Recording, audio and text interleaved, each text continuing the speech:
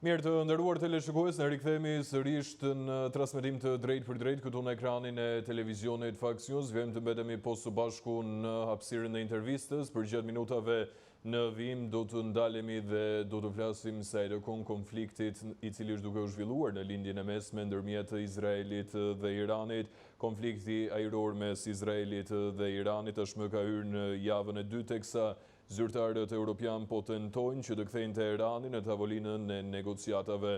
Sulmet izraelite kanë vrarë të paktën 224 persona në Iran, ndërka që Izraeli ka raportuar vetëm për 24 viktima nga sulmet iraniane.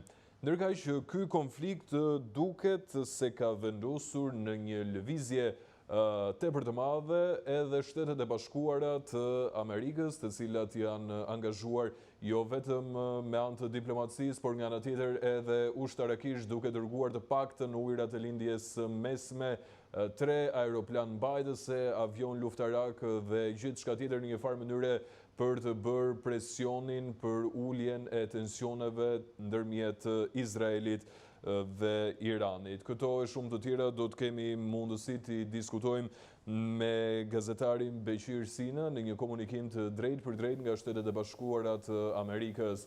Zoti Sina, të përshëndes, faleminderit që je sot në Fox News. Përshëndetje. Zoti Sina, ashtu siç e përmenda dhe pak më herët, konflikti i cili është duke u zhvilluar ndërmjet Izraelit dhe Iranit ka vendosur në një lëvizje shumë të madhe dhe autoritetet amerikane. Si paraqitet situata aktualisht në Shtetet e Bashkuara të Amerikës, duke patur parasysh të gjitha zhvillimet e lindjes mesme për të ndalur më pas në detajin më të vogël? Konflikti i vazhdueshëm midis Izraelit dhe Iranit, i cili është përshkallëzuar që kur Izraeli nisi sulmet ndaj vendeve bërthamore dhe ushtarake iraniane në 13 qershor 2025, ka rritur ndjeshëm tensionet në lindjen e mesme me Shtetet e Bashkuara që po përballen me një presion në rritje për të përcaktuar rolin e tyre. Konflikti, siç dihet tani, është në ditën e 10 dhe përfshin sulme ajrore intensive dhe shkëmbime raketash midis Izraelit dhe Iranit. Por për dallim nga herët e tjera, nga konflikte të tilla që krijojnë edhe situata këtu në Shtetet e Bashkuara të Amerikës, kur shpërthejnë protestat masive anti-luftë, duket se për momentin nuk ka pasur asnjë të tillë ose nuk ka pas asnjë indikt se do të ketë ndonjë protestë të tilla, pra protesta siç kanë qenë ato të kaluarat anti-luftë, protestat masive. Pra çka do të thotë mund të jetë edhe si ajo shpreha popullore që përdorim ne, është si thëngjilli në hi. Mund të jetë diçka që po vjen duke si do të kalojë dhe situata atje, domethënë nëse vazhdon përshkallëzimi i situatës, ndoshta edhe këtu do të shpërthejnë protestat. Absolutisht, këtë e kam të qartë. Ndërkaq, zoti Sina, vetëm pak ditë më parë ne kemi patur një deklaratë vetë presidentit amerikan Donald Trump, i cili në një farë mënyre ka kërcënuar Iranin për tërheqjen e forcave apo tërheqjen dhe anullimin e të gjitha sulmeve me raketa dhe të gjitha mjetet e tjera ushtarake kundrejt Izraelit. Dhe në qoftë se Irani nuk do të ndërmerte këtë nismë, ky i fundit në një farë mënyre do t'i tregonte fuqinë e madhe të ushtrisë amerikane. Ndërkaq, vim sot dhe presidenti Trump i ka lënë tashmë 2 javë kohë për bisedime dhe negociata Izraelit dhe Iranit. Tani, që ta kuptoj pak edhe mendësinë e Trumpit gjithmonë edhe në këndvështrimin tënd, Trump ka frikë që të hyjë në një luftë, patjetër që është e frikshme të hysh në një luftë, por edhe kërcënon, edhe tërhiqesh më pas, a është kjo një lojë që karakterizon figurën politike të Trumpit në vetvete? Si e ke parti në këndvështrimin tënd? Në këndvështrimin tim, ashtu siç e kam parë unë, duke u referuar sidomos analistëve dhe ekspertëve amerikanë, të cilët çdo ditë po debatojnë rreth kësaj çështje, unë nuk e shoh si frikë, po e shoh si një mësim që ka nxjerrë Donald Trumpi dhe kjo presidencë, domethënë kjo administrat, lidhur me qëndrimet të tilla si ato që kemi pas më përpara, siç ka qenë Libia, Iraku ose Afganistani dhe Siria. Dhe tani po vjen edhe Iran, konflikti ndërmjet Iranit dhe Izraelit. Pra në kontekst të kësaj dhe të këtyre analizave dhe mendimit të ekspertëve, nuk është se kemi të bëjmë me frikë, por kemi të bëjmë me qëndrime të cilat më tepër janë analitike dhe nxjerrin ato rezultatet e tyre, të cilat konvenojnë me atë që ka një tërheqje, por pavarësisht kësaj, Trumpi ka bërë deklarata provokuese, kjo dihet pra, duke përfshirë kërkesën për dorëzimin pa kushte të Iranit dhe duke sugjeruar se Shtetet e Bashkuara të Amerikës mund synojnë edhe ndonjë sulm të drejtë për drejtë ndaj udhëheqësit suprem të Iranit, Ayatollah Ali Khamenei. Pra, këto janë deklaratat më të habitshme të Trumpit mbi konfliktin Izrael-Iran, që fillojnë pra me 13 qershor 2025, që përfshin pretendimet për dominimin e Shteteve të Bashkuara të Amerikës mbi hapësirën ajrore të Iranit. Kërkesa për dorëzimin pa kushte, pohime për një marrëveshje paqe të afërt dhe kërcënime të paqarta për veprime ushtarake, këto pasqyrojnë një përzierjen e tij, mendoj unë, të asaj që thash pak më parë, të analizës ose të përfundimit që kanë dalë Shtetet e Bashkuara të Amerikës, se si mund të veprohet në një mënyrë strategjike, pra të vetë promovimit, megjithse shpesh mungojnë prova dhe bien ndesh me vlerësimet e inteligjencës. Pra, po të referohemi asaj, duhet të dalim te kjo që frika nuk është, po është ajo natyra provokuese e këtyre deklaratave të nxitura nga tensionet. Kjo është ajo që mendoj unë. Duke qenë se mbetemi në vazhdën e deklaratave provokuese të presidentit Trump, të paktën gjatë këtyre javëve, zoti Sina, që prej nisjes së konfliktit Izrael-Iran, duke qenë se ju i ndiqni edhe më nga afër të gjitha zhvillimet të cilat lidhen me këtë çështje në Shtetet e Bashkuara, cilat kanë qenë disa nga deklaratat më të bujshme të bëra nga vetë presidenti Trump sa i takon konfliktit Izrael-Iran? Dy deklaratat më të bujshme kanë qenë ajo që i bëri thirrje udhëheqësit shpirtëror të Iranit, Ayatollah Khomeinit, duke kërkuar atë dorëzimin pa kushte, dhe e dyta është ajo që ju kundërvu dhe sekretarës së sigurisë kombëtare të Shteteve të Bashkuara të Amerikës me atë deklaratën që ajo bëri disa javë përpara se të niste konflikti, duke deklaruar se Irani nuk disponon armët bërthamore kimike dhe nuk e ka këto në zhvillim. Dhe duhen disa vjet që të arrijnë atë në përfundimin që të ketë armët bërthamore dhe përpunimin e këtyre armëve që po zhvillohen në Iran. Pra, këtu ishte edhe ajo pika kryesore, dy deklaratat më të forta që bëri. Në deklaratën e dytë, pra, që kundërvënies sekretarës së Këshillit të Sigurisë Kombëtare, presidenti Trump tha që unë nuk e marr parasysh ato çfarë ka thënë ajo, por jam për atë se ne do të veprojmë dhe do të veprojmë shumë shpejt. Për këtë ai dha dhe përcaktoi dhe kohën se kur mund të ndërhyjnë Shtetet e Bashkuara të Amerikës, pra duke lënë atë afatin sipas deklaratave të tija, pra deklaratave të bujshme, atë që brenda 2 javë duhet të zgjidhen një herë këto probleme në mënyrë diplomatike, të shfrytëzohen të gjitha ato mënyrat dhe mënyrat diplomatike për zgjidhjen e këtij problemi, dhe në rast se mbas 2 javë dështojnë të gjitha këto marrëveshjet diplomatike dhe ndërhyrjet e diplomacisë, sidomos të Bashkimit Evropian, të Britanisë së Madhe, e cila ka rol kryesor në këtë konflikt, është që brenda 2 javë Shtetet e Bashkuara të Amerikës dhe Donald Trump me deklaratat e tij ka thënë se do të zgjidhet. Dhe këtë ai e ka lidhur dhe me disa nga ndërhyrjet e tij në mandatin e fundit, pra në mandatin para se të humbiste mandatin e kaluar të vitit 2020, kur ai pati disa arritje të suksesshme nëpërmjet bisedimeve diplomatike, siç ishin ato me Arabin Saudite, siç ishte ajo lidhur me Sirin, por edhe ajo tjetra që ishte edhe më e rëndësishme që siç e konsideron Donald Trumpi dhe i konsideron sukseset e tij, ajo marrëveshjes të Washingtonit ndërmjet Beogradit edhe Kosovës. Pra, këto janë ato që lidhen me deklaratat e Bushme dhe me atë se pse Washingtoni dhe pse Donald Trumpi e ka shtyrë për 2 javë. Pra, nëse konsumohen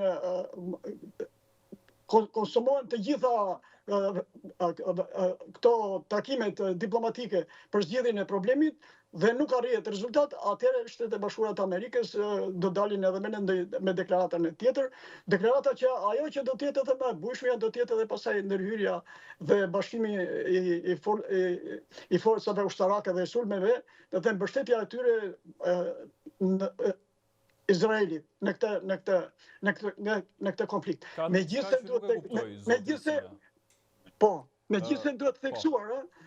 duhet theksuar se deri tani mbështetja amerikane ka qenë natyrisht ka qenë pro-Izraelit. Sidoqoftë duhet pasur edhe kjo në bazë të deklaratave provokuese që ka bërë Donald Trump. Pra, deklaratat e Bushme të Donald Trumpit lidhen edhe me atë se kanë treguar atë përkrahjen që i ka dhënë Izraelit.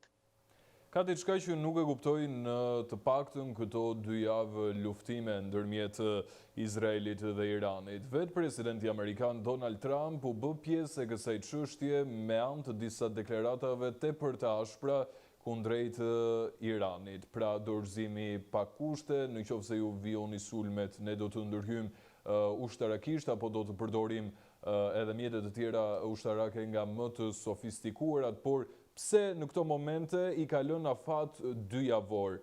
Ambase Trump nuk do që të përfshihet në një betejë ushtarake me Iranin? A mund të jetë kjo arsyeja që i ka lënë 2 javë kohë për bisedime dhe negociata? Por, shite, këtu ka atë pra që kjo administratë ka nxjerrë shumë mësime nga çfarë ka ndodhur para këtij konflikti. Konflikte të tjera të cilat kanë rezultuar me humbje të Shteteve të Bashkuara të Amerikës. Dhe ajo që është kryesorja është se Donald Trumpi në këtë mandat erdhi me sloganin që ta bëjmë Amerikën edhe një herë të madhe. Pra, që ta bësh edhe një herë Amerikën të madhe, në qoftë se Amerika ndërhyn dhe humbet edhe në këtë betejë, në këtë luftë, pra në këtë betejë, humbet atë kredibilitetin që ka dhe atë fuqinë që ka, atëherë Donald Trumpi humbet edhe në opinionin amerikan. Nuk humbet vetëm në konfliktin iraniano-izraelit, por humbet edhe në çështjet e brendshme. Pasi, siç dihet, Donald Trumpi po përballet me sfida të mëdha të cilat janë në probleme të mëdha të brendshme të Shteteve të Bashkuara të Amerikës, siç është emigracioni, është çështja e ekonomisë, pra rritja e ekonomisë dhe problemet tjera të kriminalistikës, drogave dhe çfarë janë ato problemet e tjera që kanë dalur gjatë këtij fillimit të pushtetit të Donald Trumpit. Pra, këtu qëndron edhe ajo pika për të kuptuar dhe që kuptohet fare lehtë, se Donald Trumpi do që ta bëj edhe një herë Amerikën e madhe. Dhe Amerika e madhe bëhet duke parë një herë ato çfarë ka premtuar dhe ato që ka nisur t'i bëj këtu në Shtetet e Bashkuara të Amerikës. Siç është çështja e emigracionit, është ekonomia çështjet e kriminalistike, se çfarë janë ato problemet e tjera që kanë dalur, dhe këto janë ato më kryesore. Pastaj vim tek këtyre u tremet më shumë Donald Trumpi dhe këtu tregohet i kujdesshëm lidhur me deklaratat. Por vjen pyetja, po mirë, mbas 2 javë pastaj çfarë do të ndodhi? Çfarë do të bëjmë mbas 2 javë? Se mirë që do të mendohet gjatë këtyre 2 javëve. Po çfarë do ndodhi mbas 2 javë? Mbas 2 javë atëherë do të shihet se çfarë vendimi do marrë, kur duke parë edhe atë se si do të reagojnë amerikanët, si do të reagohet në Shtetet e Bashkuara të Amerikës, sepse duhet tekstuar se ka pasur përplasje edhe brenda MAGA-s, edhe brenda republikanëve ka përçarje lidhur me qëndrimin e tyre ndaj këtij konflikti. Është një pjesë e tyre që kundërshtojnë ndërhyrjen e drejt për drejt të Shtetet e Bashkuara të Amerikës, dhe është pjesa tjetër që kërkojnë një ndërhyrje fillimisht diplomatike dhe më vonë edhe ndërhyrjen ushtarake. Pasi, siç dihet, Shtetet e Bashkuara të Amerikës po i afrohen shumë afër konfliktit me armatime dhe me armatimet më të sofistikuara dhe më të fuqishme të Shteteve të Bashkuara të Amerikës. Cilat janë masat e ndërmarrë nga ushtria amerikane se lëkon këtij konflikti, zoti Sina, dhe cilat janë disa prej armëve ushtarake më të sofistikuara, më moderne, të cilat ndodhen aktualisht në dete, në tokë apo qoftë edhe në ajër? Këto, duke i referuar gjithmonë në rrjeteve sociale dhe mediave amerikane, të cilat vazhdimisht përcjellin situatën dhe përcjellin se çfarë po ndodh në gjirin persik dhe përreth e gjirit persik. Ku thuhet se ushtria amerikane ka forcuar ndjeshëm praninë e saj në lindjen e mesme në përgjigje të tensioneve në rritje, veçanërisht konfliktit të vazhdueshëm Izrael-Iran dhe kërcënimeve nga grupet të mbështetura nga Irani, sidomos nga Huthët në Yemen. Madje shtypi amerikan ka bërë këtë ditë edhe një përmbledhje të detajuar të masave rreth arsyeve të vendosjes transportuesve të avionëve të armëve dhe të sofistikuara, dhe në bazë të informacioneve, pra është kjo që shumë afër me konfliktin është grupi i sulmit të transportuesve US Nimitz, që është nga më të fuqishmit, i shoqëruar nga katër fregata shkatërruese të klasit që quhet fregata të klasit me pak fjalë luftanie për ta thjesht për njerëzit. Po, luftanijeve Arleigh Burke, Wilbur, US Gridley dhe US Wayne. Pra janë nga luftanijet që janë për raste të veçanta, janë për raste të tilla si konflikti që po ndodh ndërmjet Iranit dhe Izraelit. Përdorimi i tyre për herë të fundit është bërë në rrëzimin e Saddam Husseinit në trazirat që ndodhen në Irak, pra në atë kohë që ndodhen trazirat. Prej atëherë, pra prej vitit 2002-2003 kur ndodhen trazirat në Irak, është hera e parë pra prej këtyre 2 dekadave që këto luftania, pra vendosja e këtyre transportuesve të avionëve dhe grupi i transportuesve të US Nimitz i afrohen konfliktit, i afrohen gjirit persik. E qartë. Mirë, duke pasur parasysh të paktën fillimin dhe 2-3 elementet kryesor të flotës së madhe ushtarake apo armatimit të rënd të Shteteve të Bashkuara, duke pasur parasysh raketat të cilat shkëmbejnë Izraeli me Iranin me njëri tjetrin pothuajse çdo natë. Vetë opinioni publik amerikan, zoti Sina, a i trembët një përshkallëzimi të këtij konflikti edhe për te rajonit, çka më pas do të quaj përfundimisht luftë e tretë? Unë mendoj se në këtë kontekst nuk është deri aty sa të trembët se konflikti mund të arrijë deri në Shtetet e Bashkuara të Amerikës, por që mund të eskalojë dhe të përshkallëzohet në rajon. Kjo frikë ekziston këtu në Shtetet e Bashkuara të Amerikës dhe pasojat pasaj dihen se do të ketë edhe një ndërhyrje të drejtë për drejtë të Shteteve të Bashkuara të Amerikës, të cilat janë të angazhuara në këtë rajon dhe kanë rol kryesor në ruajtjen e paqes dhe sigurisë të këtij rajoni. Këtu pra është gjithë ajo që mund të sjellë dhe atë që thash dhe më parë dhe ajo frika që mund të ndodhi, është shpërthimi i protestave pastaj masive këtu në Shtetet e Bashkuara të Amerikës. Protestat anti-luftë, siç kemi parë në konfliktet e tjera, kur me mijëra njerëz, me qindra mijëra njerëz dalin në përsheshe, kjo prish edhe stabilitetin pastaj dhe krijon një situatë këtu në Shtetet e Bashkuara të Amerikës. Kësaj i friksohet më tepër, jo asaj se do të ketë Shtetet e Bashkuara të Amerikës do të preken drejt për së drejti nga kjo luftë, që mund të çojë edhe në një luftë të tretë botërore, siç thuhet. Por ajo që është më kryesorja është se Shtetet e Bashkuara të Amerikës që preken më shumë nga kjo, preken nga situata që mund të krijohet brenda Shteteve të Bashkuara të Amerikës. Zoti Sina, të falenderoj shumë për të gjitha informacionet e përcjella deri në këtë moment në këtë transmetim të drejt për drejt për Fox News. Ishte kënaqësi. Ishte kënaqësia ime. Mirupafshim. Ne shkëputemi në publicitet.